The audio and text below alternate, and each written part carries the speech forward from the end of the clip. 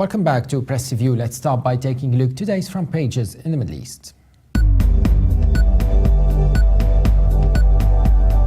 The Egypt Independent reports that the Giza Criminal Court has sent the death sentence issued against 14 Brotherhood members to the Grand Mufti to approve. The paper also reports that several hundred Muslim-owned businesses shut down in Sri Lankan capital yesterday to protest against deadly riots by extremist Buddhists defying President Mahinda Rajapaksa's a plea to stay open. The UAE's Khaleej Times reports that President Barack Obama said the US is sending up to 300 military advisors to help Iraqi forces stem violent sectarian fighting and is prepared to take targeted and precise military actions if they would help fight the growing threat from militants. The paper also reports that India said yesterday it knows the location of its 40 construction workers abducted in Iraq, as several of their families said they have spoken with the captured men.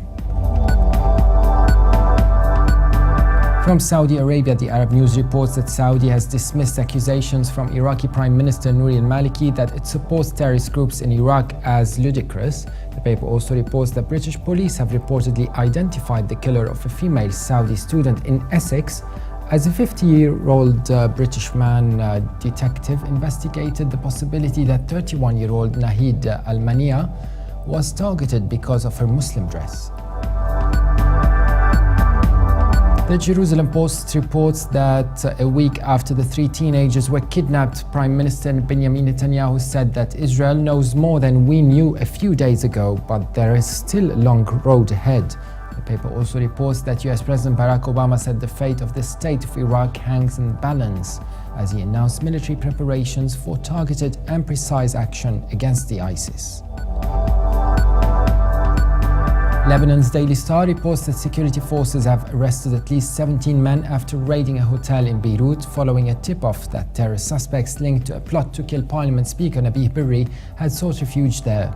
The paper also reports that Iran's Deputy Foreign Minister Hossein Amir Abdullahian said US President Barack Obama lacks serious will to combat terrorism after a request from the Iraqi government for US airstrike went unanswered.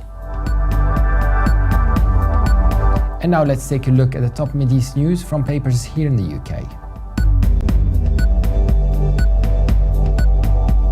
The Independent leads Middle East news reporting that President Obama has announced a limited first step to put the US military back into Iraq by authorizing the deployment of up to 300 military advisors to help the Iraqi armed forces contain the uprising of jihadist militants that is threatening to break the country apart.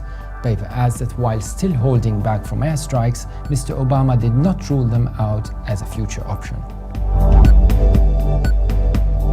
The Guardian leads Middle East news reporting that Israeli troops have killed a Palestinian teenager in the occupied West Bank and arrested 25 people, pursuing a week-long crackdown against Islamist militants and house-to-house searches for 3 Israeli teenagers who went missing 8 days ago. The paper says Israel said it arrested 25 people overnight in some 200 towns, refugee camps and cities in the West Bank, totaling to 330 arrests. The Telegraph reports that the head of Saddam Hussein's tribe has denounced ex-Ba'athists for joining Iraq's jihadist-led uprising, saying the country's late dictator would not have approved. In an interview with the paper, Sheikh Hassan al-Nasiri said that as well as fighters from the ISIS, the militants included men from the Naqshbandi army, a Sunni militant group led by Izzat Ibrahim al-Duri. And now let's take a look at the top Middle East news in international papers. China's Global Times reports that Russia's foreign ministry has said it saw signs of normalization in Syria following the recent presidential election in the Arab country. The paper says ministry spokesperson Alexander Lukashevich said the measures included the release of about 1,000 inmates following incumbency in President Bashar al-Assad's re-election to a third 7-year term, as well as the decision to pardon deserters from the Syrian army. And finally, Germany's Deutsche Welle reports that Israeli soldiers have killed a Palestinian boy in their hunt for 3 missing teenagers. The paper adds that the Palestinian Human Rights Center Ahrar has reported widespread property damage in the searching of about 12,000 homes so far by Israeli troops. That was it for today, but for more updates, please visit Levant.tv. Thanks for watching Press Review. Be sure to join us again tomorrow, and bye for now.